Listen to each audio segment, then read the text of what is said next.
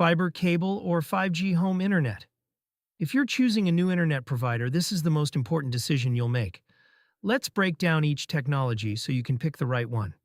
Fiber internet is the gold standard. It delivers symmetrical upload and download speeds, typically 300 megabits to 5 gigabits per second. Latency is under 10 milliseconds, making it ideal for gaming, video calls, and working from home. Fiber doesn't slow down during peak hours because each connection is dedicated. The downside? Fiber is only available to about 57% of U.S. households. Major providers include AT&T Fiber, Verizon Fios, Google Fiber, and Frontier Fiber. Cable internet reaches about 72% of homes, making it the most widely available high-speed option. Providers like Spectrum, Xfinity, and Cox offer speeds from 100 megabits to 1.2 gigabits. Cable is reliable and affordable, but speeds can dip during evening hours due to shared neighborhood infrastructure.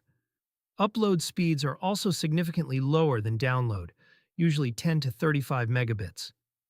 5G home internet is the newest option from T-Mobile and Verizon.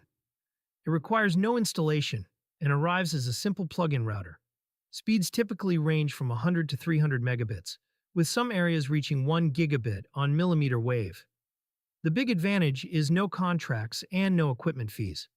The limitation is availability and consistency. Performance varies by location, and heavy rain or obstructions can affect signal quality. So which should you choose? If fiber is available, choose fiber. Period. If not, cable is your most reliable option for heavy usage households.